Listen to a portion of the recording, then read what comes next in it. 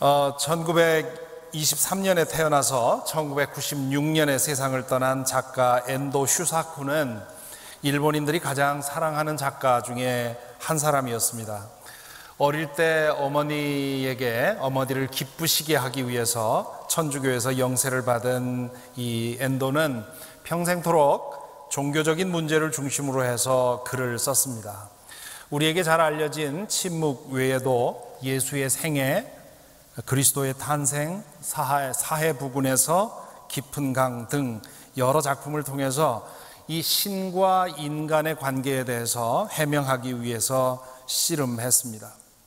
그의 많은 작품 중에서 특별히 이번에 우리가 몇 주 동안 생각해 볼 침묵이 유명해진 이유는 저는 문학을 잘 모르니까 문학가들이 볼 때 문학적으로도 아주 탁월한 그런 여러 가지 요소가 있다고 합니다. 그렇지만 그것과 더불어서 더 중요한 것은 이 작품이 다루고 있는 주제 때문입니다. 인간이 당하는 고난의 현장에서 자주 겪게 되는 하나님의 침묵 혹은 하나님의 부재의 문제를 다루고 있습니다. 진지한 신앙인이라면 살아가는 중에 나 자신의 고난이나 혹은 다른 사람에게서 일어나는 그런 고난의 문제로 인해서 적어도 몇 번은 도대체 하나님은 계시는가? 하나님은 이런 때 왜 침묵하는가 하는 질문 해보지 않을 수가 없습니다. 그래서 이 책이 많은 이들에게 공감을 얻었고요. 특별히 동서양의 모든 대부분의 신학교에서는 이 침묵을 필독서 중에 하나로 도스토옙스키라든가 이런 종교적인 문제를 다루고 있는 중요한 문학가 중에 한 사람으로 얘기하면서 읽히도록 합니다. 저도 신학대학원에 들어가서 처음 이 책을 접했습니다. 당시에는 나름 진지하고 그리고 심각하게 이 소설을 읽고 이 문제를 붙들고 씨름했던 것으로 기억합니다. 그런데 이번에 다시 읽으면서 생각을 하니까 내가 그때 무엇을 알았나 싶은 생각이 듭니다. 당시만 해도 인생의 고난이라는 것에 대해서 그저 피상적으로만 알고 있을 뿐이었습니다. 그 이후로 지금까지 30여 년을 살아오면서 개인적으로 그리고 우리 교우들 그리고 이 세상에서 일어나는 그런 고난을 직접 그리고 간접으로 경험해 왔습니다. 그렇기에 이 나이에 이 소설을 다시 읽을 때 이 소설은 전혀 다른 의미로 다가왔습니다. 뿐만 아니라 이 마틴 스콜세지 감독은 1988년에 이 소설을 처음 읽었다고 하지요. 그리고는 영화 감독으로서 이 소설을 꼭 영화로 만들어야 되겠다 생각을 했었다고 합니다. 아마 영화에 관심 있는 분들은 이 마틴 스콜세지라고 하는 이름을 신뢰합니다. 이분은 영화를 통해서 말하는 사상가이고요. 또 종교적인 주제를 자주 다루는 그런 깊은 신앙인입니다.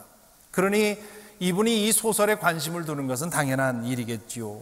하지만 선뜻 손을 못 대겠더랍니다. 왜냐하면 동양인 작가가 생각한 그것을 서양인인 자기가 다 알기가 어렵겠다 하는 생각 때문이었고요. 또 하나님의 침묵, 하나님의 부재라고 하는 이 주제가 다루기에 너무 심각한 문제였기 때문입니다. 그래서 숙제로 마음속에 두고 있다가는 30년이 다 지나기 전에 그 소원을 푸른 것이지요. 스콜세지 감독은 어느 인터뷰에서 내가 이 영화를 만든 것은 나의 영적인 저니에 있어서 영적인 탐구의 과정이었다 그렇게 얘기를 합니다.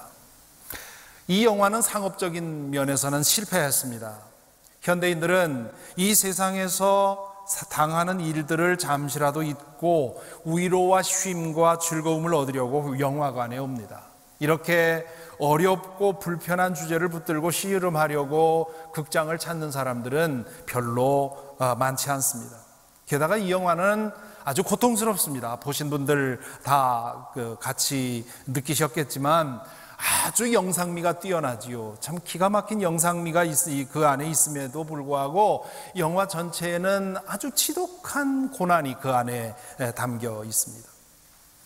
스콜세지 감독은 이 영화가 상업적으로 성공하지 못하리라고 예상했을 것입니다. 그럼에도 불구하고 그가 마음에 두고 있던 생각을 이루어낸 것이지요. 이 점이 스콜세지 감독에게 더 끌리는 이유입니다. 상업적으로는 실패했지만 그가 영적 탐구의 과정으로 이 영화를 만든 것이기에 더 많은 사람들의 영적 탐구의 도구로 사용될 것이라고 저는 믿습니다. 그러므로 이 영화를 만들었다는 것 자체가 성공이라고 할 수 있지요. 이번에 제가 이 소설과 영화를 가지고 7주일 동안 연속 설교를 계획한 이유도 바로 여기에 있습니다. 저는 이 소설과 영화를 도구로 삼아서 우리 신앙의 핵심에 속하는 몇 가지 문제들을 붙들고 여러분과 함께 씨름해 보려고 합니다. 이 과정을 통해서 저와 여러분에게 그 영적 여정에 뜻밖의 은총이 내리기를 기도합니다.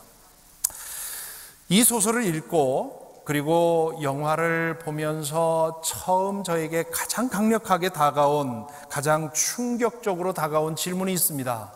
인간은 왜 이리도 악한가?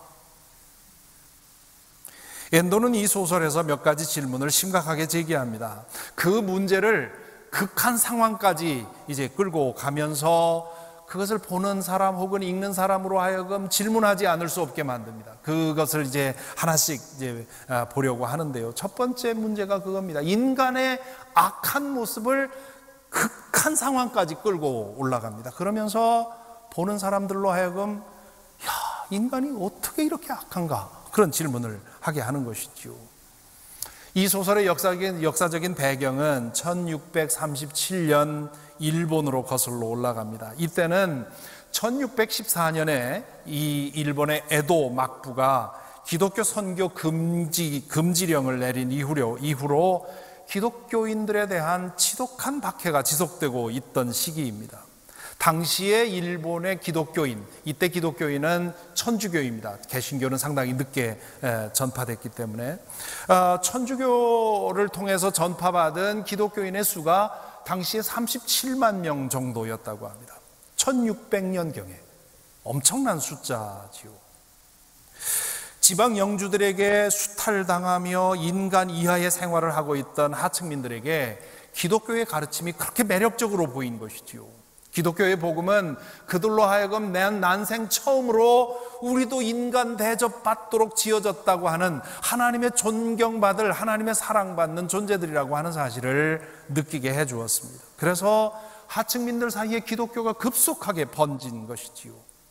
새로이 권력을 잡은 에도 막부는 이 사태를 위험하다고 판단을 했습니다. 그래서 선교 금지령을 내렸고 모든 선교사들에게 추방령을 내렸습니다.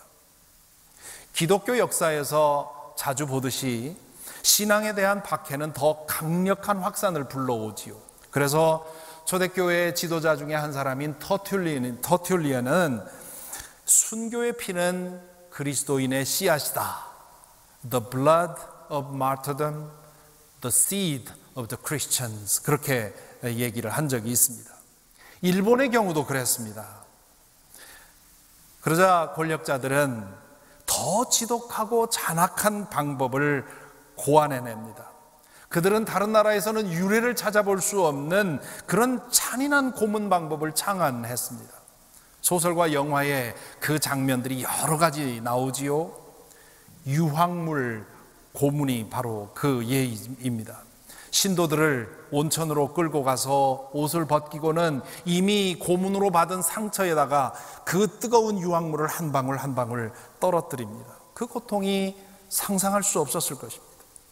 그러다가 끝내 배교하지 않는 사람들은 지쳐서 쓰러지면 돌을 매달아서 그 유황물에, 뜨거운 온천물에 빠뜨려서 익사시킵니다. 온 동네 사람들이 보는 가운데서 그런 고문을 하는 것이지요. 공포감을 심어줘서 누구도 그 신앙을 가질 엄두를 못 내게 만드는 것입니다. 영화의 가장 인상적인 장면 중에 하나가 바닷가의 십자가 처형 장면입니다. 로마인들은 상상도 하지 못했던 처형 방법입니다. 바닷가에 십자가를 세우고는 끝내 배교하기를 거부한 사람들을 그 십자가에 매달아 두어서 며칠 동안 파도에 시달려 죽게 만드는 것이지요. 그렇게 죽고 나면 뼈 한 조각도 남지 않도록 다 태워버립니다. 거적대기에 묶어서 배에 실어다가 물속에 빠뜨리는 일도 있고요. 산채로 불에 태우는 일도 있었습니다. 그 중에서도 최악은 귀 양쪽 뒤편에 작은 구멍을 내고는 구덩이에 거꾸로 매달아 두는 고문입니다. 온 몸을 꽁꽁 묶어서 움직이지 못하게 하는 상태에서 나무에 거꾸로 매달아 놓습니다. 그러면 양쪽 귀에 뚫린 작은 구멍을 통해서 피가 한 방울 한 방울 떨어지는 겁니다. 매달린 사람들은 견딜 수 없는 고통에 밤새도록 비명을 지르며 서서히 죽어갑니다. 그렇게 절규하다가 정신을 잃으면 꺼내어서 다시 후미에라고 하는 예수님의 그 상을 만든 그 판을 놓고는 거기를 밟으라고, 한 번만 밟으면 풀어준다고 그렇게 회유를 하지요. 칼 한 번으로 순교를 당하는 거라면 순교가 쉬울지 모릅니다. 하지만 거꾸로 매달린 채로 한 방울씩 한 방울씩 흘러내리는 피를 통해서 서서히 죽어가는 고통은 감당할 수가 없지요. 오늘날 우리는 사막 한복판에서 인질들을 세워놓고 참수하는 그런 아이시스의 야만성에 치를 떱니다만, 에도막부의 야만성은 오늘날 아이시스의 야만성과는 비교가 되지 않습니다. 이렇게 지독하고 야만적이고 잔인한 박해 정책을 통해서 에도막부는 37만 명이나 되는 기독교인들을 모두 배교자로 만들거나 처형하거나 아니면 지하교인이 되게 만들었습니다. 오늘날 일본의 기독교 인구가 전체 인구의 1%도 되지 않는다고 하지요. 천주교로 따지면 기독교 역사가 500년입니다. 또한 일본 땅에 뿌려진 순교의 씨앗, 순교의 피는 어마어마합니다. 그런데도 기독교인의 인구가 1%밖에 되지 않는다는 것은 이건 기독교 역사에 찾아보기 힘든 그런 예외적인 일입니다. 일부 역사가들은 이 에도막부 시대에 있었던 지독한 박해가 그 원인 중에 하나일 거라고 생각을 합니다. 그 철저하고도 지독하고도 오랜 박해로 인해서 일본인들의 이 집단 무의식 속에 깊이 트라우마가 형성이 되어서 지금도 기독교에 대한 거부감이 있는 거 아닌가, 그렇게 해석을 하는 것이지요.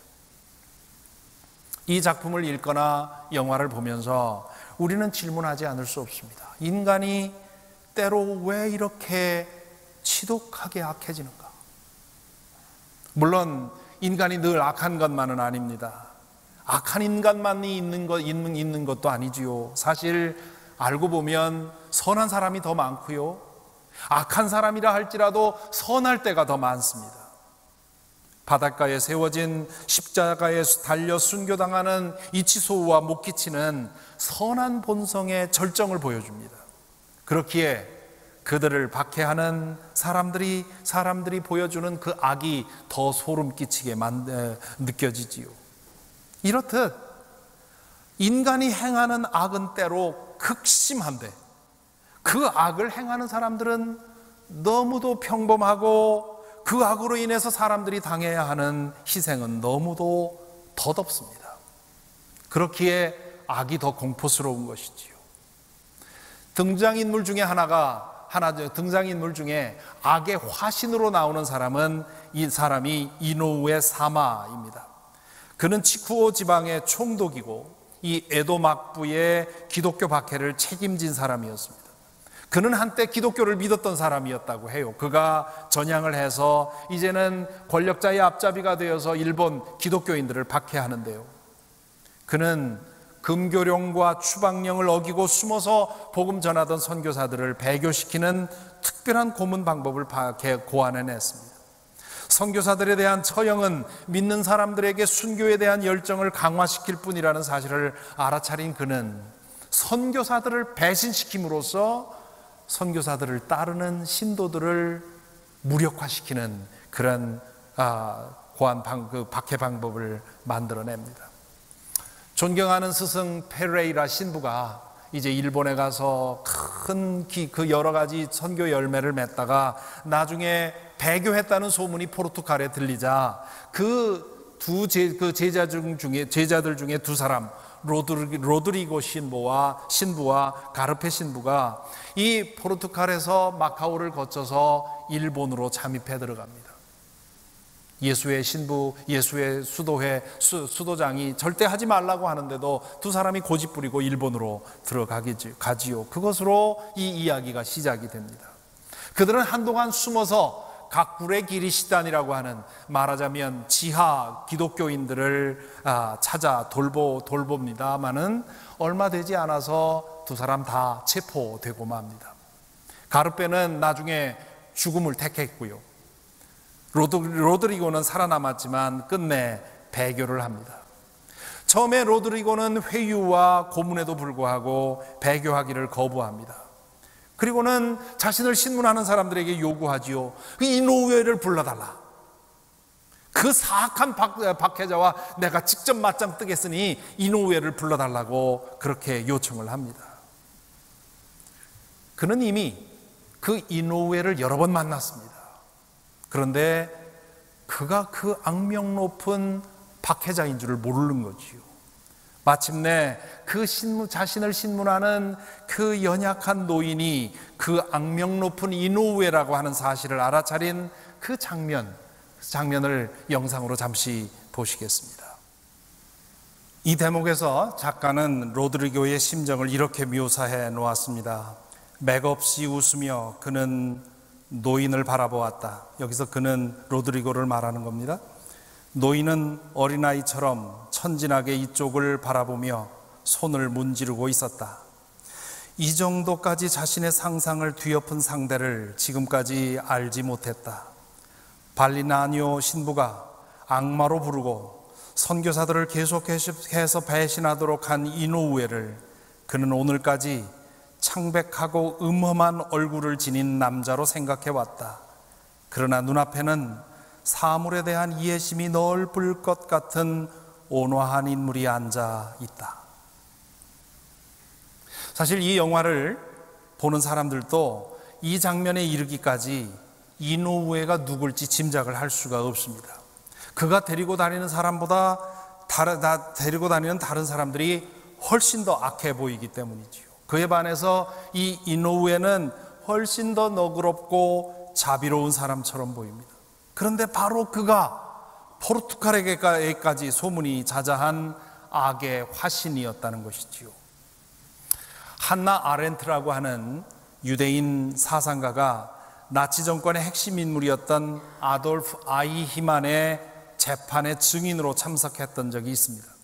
이 한나 아렌트는 아우슈비츠 수용소에서 고생을 하면서 이 아이히만이라고 하는 사람의 악명에 대해서 소문을 들었습니다. 그러면서 아마도 그는 흉측한 모습을 가진 그런 악한 사람일 거라고 생각을 했습니다.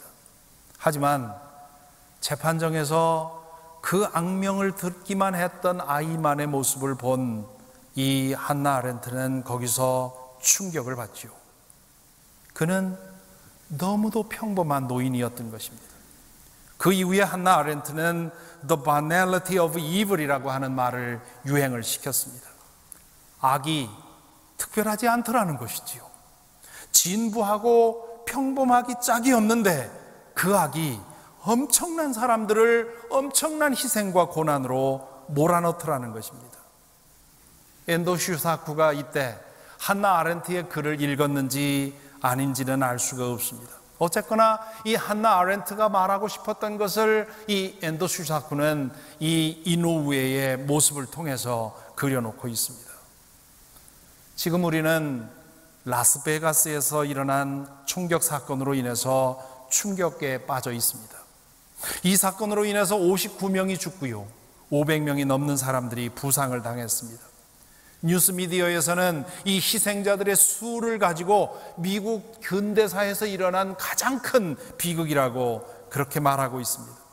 하지만 이 사건에서 정말 우리를 두렵게 하는 것은 범인인 이 스테픈 패덕이 왜 이런 범죄를 계획하고 실행했는지 그 모티브에 대한 의문이 아직 풀리지 않고 있다는 것입니다. 아마 지금 2주가 지났는데도 아직도 수수께끼인 걸 보면 앞으로도 풀지 못할 가능성이 큽니다. 어떤 충격적인 사건이 일어날 때 우리는 그 모티브, 그 동기를 찾습니다. 왜냐하면 그 동기를 찾게 되면 그나마 위안이 되거든요. 아, 그러면 이렇게 하면 되겠다 하는 생각을 하게 되겠지요. 그런데 이번 사건은 동기를 찾을 수가 없습니다.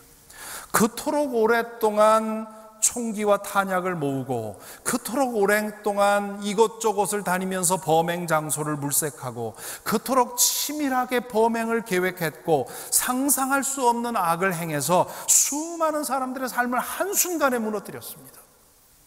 여러분, 그 59명의 가족들이 지금 어떻게 지내고 있을지 상상해 보시기 바랍니다. 그런데 그거를 설명할 이유가 없는 겁니다. 아직 못 찾고 있어요. 어쩌면 도박을 즐기는 것처럼 혹은 컴퓨터 게임을 즐기는 것처럼 그냥 재미로 그랬는지 모르겠어요. 그렇기 때문에 더욱 공포스러운 것이지요. 이 작품 속에서도, 그리고 이 영화 속에서도 악을 하나의 기술로 무심하게 혹은 재미삼아 행하는 그런 모습이 자주 등장합니다. 이 영화 장면 중에 제가 가장 보기 힘든 장면이 하나 있었는데요. 영상으로 보여드리고 싶은데 여러분 모두 다 토할 것 같아서 제가 이 장면은 차마 보여드리지 못하겠습니다. 중간쯤에 나오는 장면인데요. 간수들이 한낮에 신도들을 끌어내서, 감옥에서 끌어내서 한마당에 세워놓고 앉혀놓고는, 그리고는 후미에 그 예수님 상을 내놓고는 하나씩 밟으라고 요청을 합니다. 그 중에 밟은 사람도 있고 밟은 사람은 이제 풀어주고 안 밟은 사람들은 감옥으로 다시 넣지요. 그런데 다 돌아가는데 그 중에 한 사람을 불러 세웁니다. 그러면서 너는 여기 남으라고 그러지요. 그리고는 간수들이 그 사람한테 아주 잘해주는 겁니다. 마치 금방이라도 풀어줄 것처럼 농담도 하면서 막 웃어가면서 웃겨가면서 재미있게 그렇게 긴장을 풀어줍니다. 그 사이에 사무라이 한 사람이 마치 지나가는 듯이 지나가다가는 단칼에 그 사람의 목을 팹니다. 그리고는 사무라이는 칼에 피를 씻어내고 칼집에 놓고는 무심하게 자기 자리로 돌아가고, 그리고 옆에서 같이 농담하면서 웃던 이 간수들은 낄낄대면서 목 없는 그 사람의 시체를 양발을 들어서 질질 끌어다가는 신도들이 판 무덤에다가 내던집니다. 목에서 흐른 피는 그 장렬하는 태양의 그 마당에 아주 선명하게 보이지요. 너무도 악한 일을 너무도 무심하게 행하는 것이지요. 그리고 한 사람이 그렇게 갔는데도 세상에는 아무런 변화가 없는 겁니다. 태양은 여전히 내리쪼이고 있고요.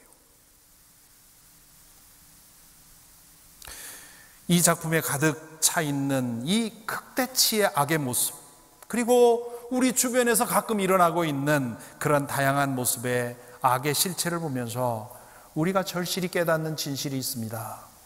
악은 참 쉽다는 것입니다. 이 말에는 적어도 두 가지의 뜻이 있습니다. 첫째로, 악은 참 쉽다는 말은 우리 모두에게 그런 악의 가능성이 있다는 사실입니다. 한나 아렌트가 소문으로만 듣던 아이히만의 모습을 보고 놀란 이유도 여기에 있고요. 로드리고 신부가 이노우에를 뻔히 몇 번이나 만나면서 그 사람이 그 악한 일이라고 상상하지 못했던 이유도 여기 있습니다. 라스베가스 총기 사건의 주범인 이 스테펜 패덕을 만난 사람, 아는 사람들이 뭐라고 했는지 여러분 보셨지요? 그는 아주 평범하고 친절한 사람이었다고 얘기를 하는 겁니다. 끔찍한 사건이 일어날 때마다 반복되는 진술이지요. 그 사람이 저지른 악의 모습과 그 사람의 평소의 모습이 전혀 일치되지 않는 겁니다. 무슨 뜻입니까? 악은 특별한 사람의 문제가 아니라는 것이지요. 이노우에, 아이히만, 그리고 스테펜 패덕처럼 악의 화신이라 불릴 만한 사람도 평상시에는, 그리고 겉으로는 저와 여러분과 별로 다르지 않다는 것입니다. 뒤집어 말하면 우리에게도, 여러분과 저의 마음속에도 이런 끔찍한 악의 가능성이 있다는 것이지요. 그리고 때로 그 악의 가능성을 우리는 말과 행동을 통해서 드러냅니다. 이번 라스베가스 총격 사건이 있을 때 도널드 트럼프 대통령이 그 사건을 가리켜서 an act of pure evil 그렇게 규정했습니다. 한토록도 다시 달리 설명할 수 없는 철두철미한 악한 행동이다 이렇게 규정을 한 것이지요. 이 표현에 대해서 어떤 사람들은 트럼프 대통령이 오랜만에 제대로 평가했다고 얘기를 했습니다마는 어떤 학자는 이 표현에 대해서 뭐라고 했느냐 하면 이렇게 말하면 안 된다는 겁니다. 왜냐하면 그렇게 말하면 퓨어 이블이 따로 있고 우리는 그렇지 않은 사람들인 것처럼 착각한다는 것이지요. 진실은 그 반대입니다. 그런 사람이 따로 있는 것이 아닙니다. 우리 모두에게 이런 악의 가능성이 있는 것입니다. 성경은 그 이유를 인간에게 주어진 자유의지에서 찾습니다. 인간은 하나님의 형상을 지음에 닮아 지어진 존재로서 자유의지를 부여받았습니다. 하나님을 사랑할 수도 있고 거부할 수도 있습니다. 선을 선택할 수도 있고 악을 선택할 수도 있습니다. 인간이 되는 데 있어서 가장 중요한 것이 바로 이 자유입니다. 앞으로 인공지능 로봇 AI가 10년, 20년이면 아마 각각 집에 한두 개씩 있게 될 거라고 사람들 얘기하는데요. 그 인공지능 로봇이 만들어지면 그것을 우리 일상생활 속에서 자주 경험하게 되면 우리 인류는 그제서야 비로소 이 자유의지가 얼마나 중요한 건지, 인간됨에 있어서 자유의지라고 하는 것이 정말 핵심이라는 사실을 알게 될 것입니다. 불행히도 첫 아담은 그 자유를 오용한 것이지요. 자유를 제대로 사용하면 우리의 인간성이 완성이 되는데 그 자유를 오용함으로써 우리는 우리의 인간성을 망가뜨리고 짐승의 차원으로 전락하게 된 것입니다. 누구에게나 있는 이 악의 가능성은 어떤 환경을 만나느냐에 따라서 험하게 표출되기도 하고 악하게 표출되기도 합니다. 요즘 과학자들은 우리 두뇌에 있는 옥시토신이라고 하는 호르몬이 선과 악에 대한 인간의 태도를 결정하는 데 아주 중요한 역할을 한다고 말을 합니다. 이 호르몬은 다른 사람으로부터 사랑받고 인정받고 관심받을 때 생겨나는 물질인데요. 이 호르몬의 생성이 활발한 사람은 공감의 능력이나 너그러움, 관용, 이해심 이런 감정이 풍부하고 그렇기 때문에 그렇게 행동할 가능성이 크다는 겁니다. 반면에 중범죄를 저지른 사람들을 관찰하면서 실험을 통해서 확인해 보니까 이런 사람들의 두뇌에서는 이 옥시토신이라고 하는 호르몬 생성에 문제가 있더라는 것이죠. 아주 미량 발생하거나 아니면 발생하지 않는다는 겁니다. 환경이 선과 악에 대한 인간의 태도를 결정하는 하나의 증거를 과학자들이 발견한 것입니다. 환경적인 요인은 그것만이 아닙니다. 사회심리학자들은 어떤 집단이나 권위에 예속되게 될 때 인간은 자신의 이성적인 판단을 유보하고 악을 즐기는 경향이 있다고 밝혀냅니다. 결국 인간은 두 종류밖에 없습니다. 이미 범죄한 사람과 아직 범죄할 만한 상황에 이르지 못한 사람. 저와 여러분이 큰 사고 치지 않고 이렇게 평범한 사람으로 살아가고 있는 것은 우리가 스테픈 패덕보다 훨씬 더 본성이 선해서가 아니라 우리 내면에 있는 악이 드러날 상황을 아직 만나지 못한 것입니다. 그러니 안심할 수 없는 것이지요. 그렇기 때문에 그 흉악한 범죄자 앞에서 우리가 마치 우리는 다른 사람인 것처럼 그렇게 위선을 떨 수가 없다는 말입니다. 둘째로 악은 참 쉽다는 말은 이 우리 안에 있는 악이 쉽게 강화되고 확산되며 증폭되는 경향이 있다 하는 뜻입니다. 죄로 물든 우리의 본성이 그렇습니다. 처음에 어렵지 한 번 악의 손을 담그면 그 다음은 아주 쉽습니다. 욕도 마찬가지지요. 여러분 욕설을 한 번 입에 담는 거 처음에는 어렵습니다만은 그것이 한 번이 두 번이 되고 두 번이 세 번이 되면 나중엔 그것이 오히려 자연스러워집니다. 우리 내면에 있는 악이 그렇습니다. 우리의 마음이 이 악에 무감해지고 그리고 악을 탐하는 못된 성향이 우리 안에 있기 때문에 우리는 악을 미워하면서도 악을 즐기는 경향이 있습니다. 처음에는 별것 아니라고 시작했다가 결국에는 포로가 되고 맙니다. 그래서 사도 바울은 오늘 본문에서 죄의 노예라 하는 표현을 씁니다. 내가 택한 죄가 결국 나를 나중에는 노예로 만드는 것입니다. 뿐만 아니라 한 사람이 선택한 악은 다른 사람에게 쉽게 전염이 됩니다. 모두에게 악의 가능성이 있기 때문에 누군가가 악을 행하는 행동을 보면 다른 사람들이 그걸 따라하게 됩니다. 다들 그렇게 하는데 나만 왜 이렇게 살아? 그렇게 생각을 하는 것이지요. 그 옛날 아삽은 사람들이 거침없이 악을 행하면서 잘 사는 모습을 보고는 시편 73편 13절에서 이렇게 말합니다. 이렇다면 내가 깨끗한 마음으로 살아온 것과 내 손으로 죄를 짓지 않고 깨끗하게 살아온 것이 허사라는 말인가? 하면서 자신의 그동안의 삶을 버리고 악한 삶에 참여할 그런 유혹을 받았다고 시편 73편에서 얘기하고 있습니다. 또한 인간이 행하는 악은 우리의 환경을 오염시킵니다. 악에 오염된 사람들이 제도와 법을 만들고 조직과 단체를 결성하면 그 모든 것이 악의 도구로 작용합니다. 백인 우월주의자들이 모여서 단체를 결성하면 그 단체 안에서 그 악은 더 강고해지는 것이지요. 또한 그 단체에 가입하게 되면 그 개인은 훨씬 더 악해집니다. 인간은 자신의 정체가 드러나지 않을 거라는 확신이 들 때 두려움 없이 악을 표출하기 때문입니다. 선량하기 짝이 없던 사람도 전쟁터에서 무심하게 악을 행하는 이유가 여기에 있습니다. 뿐만 아니라 인간이 행한 악은 우리의 땅까지도 더럽힌다, 그렇게 성경은 말하고 있습니다. 아울러서 여기서 한 가지 더 생각할 것이 있는데요, 인간의 마음을 점령해서 악의 도구로 만들기를 탐하는 악한 영적 세력이 있음을 기억해야 합니다. 인간이 처음 악을 선택한 것도 악한 영 사탄의 유혹으로 인한 것이었습니다.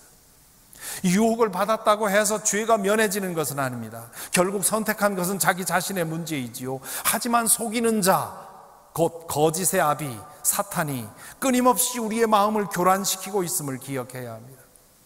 요한 사도가 말한 것처럼 온 세상은 악마의 세력 아래 놓여 있습니다. 그래서 그 악한 영은 끊임없이 우리를 유혹합니다. 그 유혹은 집요하고 또한 아주 교활합니다. 그래서 베드로 사도는 정신을 차리고 깨어 있으십시오. 여러분의 원수 악마가 우는 사자같이 삼킬 자를 두루 찾아다닙니다 라고 경고합니다. 처음에는 유혹에 넘어가는 것이지만 그것이 거듭되면 사탄의 도구가 되는 것입니다. 앞에서 말한 대로 저와 여러분 우리 모두에게는 악의 가능성이 있습니다. 하지만 우리 안에는 또한 선의 가능성도 있어서 철저히 악인이 되는 그것은 아주 드문 일입니다. 그렇기 때문에 어떤 사람이 철두철미 악의 화신이 되었다면 그는 악한 영에 사로잡혀 있을 가능성이 큽니다. 이 작품에서 악의 화신인 이노우에를 보아도 그렇고 이 라스베가스 총격범을 보아도 그렇습니다. 그들의 행동에는 다만 인간의 악한 선택으로만 설명할 수 없는 차원이 있습니다. 그들은 자신의 내면에 있는 악한 욕구를 따라서 유혹을 쫓다가 결국 자신을 내어주어 악한 영의 도구로 사용된 것입니다. 그건 역시 그렇게 하기로 마음먹으면 너무도 쉬운 일입니다. 악한 영의 도구가 되었다 해도 나는 죄 없다고 말할 수가 없습니다. 그 모든 결과는 결국 자신의 지속된 거듭된 선택의 결과이기 때문이지요. 악은 부정할 수 없는 우리의 현실입니다. 저와 여러분 안에 그 뿌리가 있습니다. 또한 우리 모두는 어느 정도 악에 물들어 있고 어느 정도 악을 행하며 살고 있습니다. 그것을 부정하는 것, 나는 그렇지 않다고 말하는 것은 거짓말하는 것입니다. 그렇기에 때로 우리 중 누군가를 통해서 흉악한 악이 드러나는 것이지요. 그리고 그 악은 금세 세상을 지옥으로 만들어 놓습니다. 그 악은 인간이 만든 제도와 법과 조직 안에도 스며 있습니다. 그리고 인간은 그것을 빌미로 해서 악을 탐하고 삽니다. 그 모든 것 배후에는 악한 영의 비밀스러운 움직임이 있습니다. 엔도 슈사쿠는 소설로서, 그리고 스콜세지는 영화로서 그 현실을 느끼게 만들어주고 있습니다. 자, 그렇다면 이 불편한 그리고 이 고통스러운 현실 앞에서 우리는 어떻게 해야 할까요? 때로는 아무것도 할 수 없다는 무력감에 빠지게 만드는 이 공포스러운 악의 현실 앞에서 예수 그리스도를 믿는 우리는 어떻게 해야 할까요? 첫째로, 악의 현실에 압도되어서 그것이 전부인 것처럼 오인하지 말아야 합니다. 예수 그리스도를 믿는 우리들은 악을 정확히 보아야 하지만 악을 믿어서는 안 됩니다. 우리는 선을 믿습니다. 하나님께서 인간을 선하게 창조하셨기 때문이고요, 우리 존재 안에 물든 아담, 즉 죄의 본성을 예수 그리스도께서 성령을 통해서 치유해 주시기 때문입니다. 또한 십자가와 부활을 통해서 악의 궁극적인 지배자인 사탄의 본영이 무너졌기 때문이고, 장차 새하늘과 새 땅에서 이 모든 악의 가능성이 완전하게 치유될 것을 믿기 때문입니다. 그렇기에 악의 현실이 아무리 공포스럽고 아무리 그것이 무서워도 우리는 그것이 전부가 아니라는 사실, 그것을 기억해야 합니다. 둘째로, 우리 자신이 예수 그리스도의 은혜 안에서 새롭게 지음받고 거룩함에 이르도록 힘써야 합니다. 악의 문제를 해결하는 첫걸음은 각자 내 안에 있는 악의 가능성을 제거하는 것입니다. 죄에 물든 우리의 옛사람을 그리스도와 함께 십자가에 못 박고 성령의 능력으로 새로 지어지는 것입니다. 그래서 오늘 읽은 말씀 마지막에서 바울 사도가 이렇게 말합니다. 우리 함께 읽겠습니다. 이제 여러분은 죄에서 해방을 받고 하나님의 종이 되어서 거룩함에 이르는 삶의 열매를 맺고 있습니다. 그 마지막은 영원한 생명입니다. 죄의 삭은 죽음이요, 하나님의 선물은 우리 주 예수 그리스도 안에서 누리는 영원한 생명입니다. 이렇게 그리스도 안에서 거듭난 이후로 매일의 생활 속에서 구체적으로 그리고 적극적으로 선을 택하도록 힘써야 합니다. 악은 참 쉽지만 알고 보면 선은 더 쉽습니다.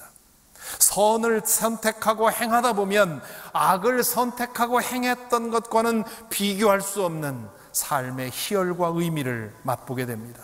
그리고 선은 악보다 전염성이 더 강합니다. 선을 선택하는 것은 성령의 능력 안에 머물러 살아가려는 선택입니다.